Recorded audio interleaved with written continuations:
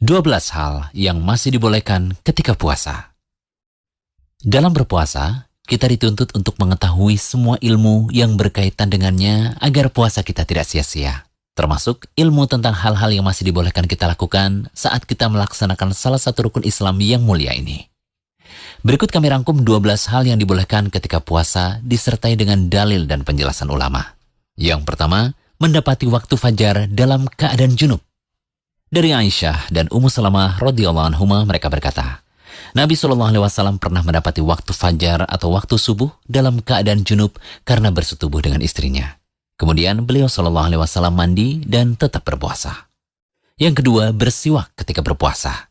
Dari Abu Hurairah, Nabi SAW bersabda, seandainya tidak memberatkan umatku, niscaya akan kuperintahkan mereka untuk menyikat gigi atau bersiwak setiap kali berwudu. Hadis ini dikeluarkan oleh Bukhari dalam kitab sahihnya secara mu'alaq atau tanpa sanad. Dikeluarkan pula oleh Ibnu Khuzaimah dengan sanad lebih lengkap. Syekh Albani mengatakan bahwa sanad hadis ini sahih. Imam Al-Bukhari membawakan hadis tersebut dalam judul bab siwak basah dan kering bagi orang yang berpuasa. Judul bab ini mengisyaratkan bahwa Imam Al-Bukhari ingin menyanggah sebagian ulama, seperti ulama Malikiyah dan Asy'abi yang memakruhkan untuk bersiwak ketika berpuasa dengan siwak basah. Lalu bagaimana dengan sikat gigi? Kalau kita melihat dari perkataan ulama masa silam, menyikat gigi tidaklah membatalkan puasa asalkan tidak ada pasta atau sesuatu yang masuk dalam rongga tubuh atau perut. Imam Nawawi rahimahullah berkata, jika seseorang bersiwak dengan siwak yang basah, lantaran cairan dari siwak tadi terpisah lalu tertelan, atau ada serpihan dari siwak yang ikut tertelan, puasanya batal. Hal ini tidak ada perbedaan di antara para ulama Syafi'iyah. Al-Fawroni dan yang lainnya pun menegaskan seperti itu. Kalau saran kami sih, waktu menyikat gigi bisa dilakukan setelah makan sahur atau berbuka. Bagaimana? Kemudian yang ketiga, berkumur-kumur dan memasukkan air ke dalam hidung asal tidak berlebihan. Nabi SAW bersabda, bersungguh-sungguhlah dalam beristinsyak atau memasukkan air dalam hidung, kecuali jika engkau berpuasa.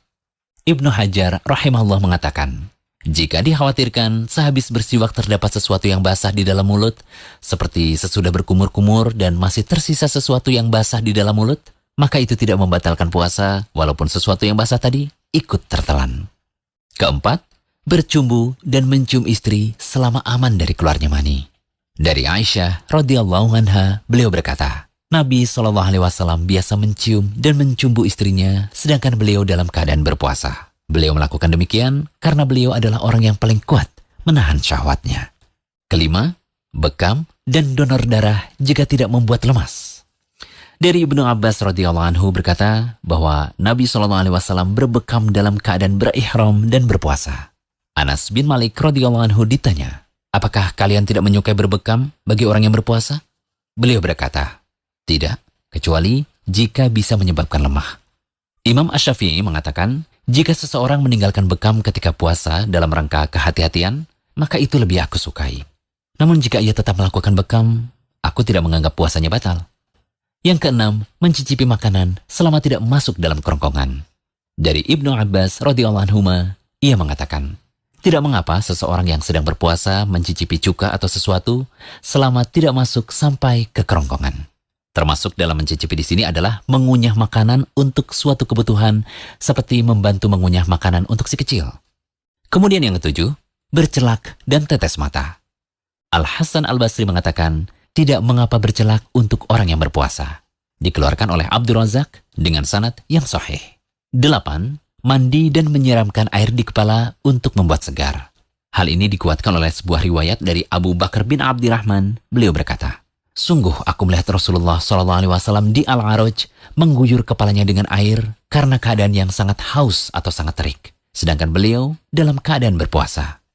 Penulis Aunul Ma'bud mengatakan hadis ini merupakan dalil bolehnya orang yang berpuasa untuk menyegarkan badan dari cuaca yang cukup terik dengan mengguyur air pada sebagian atau seluruh badannya.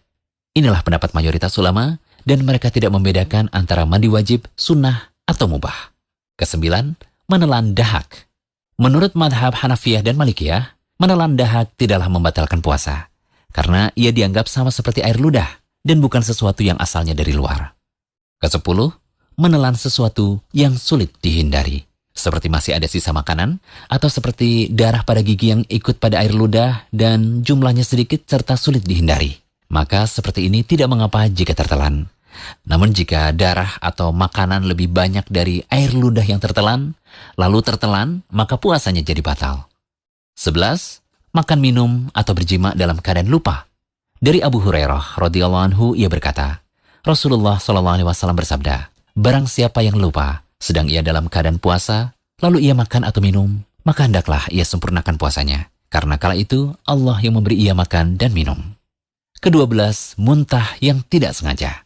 Dari Abu Hurairah radhiyallahu anhu, Nabi SAW bersabda, barang siapa yang muntah menguasainya, atau muntah tidak sengaja, sedangkan ia dalam keadaan puasa, maka tidak ada qadha baginya.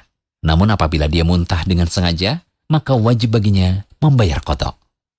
Nah, itulah hal-hal yang masih boleh dilakukan saat puasa dan tidak menyebabkan puasa kita batal. Semoga bermanfaat.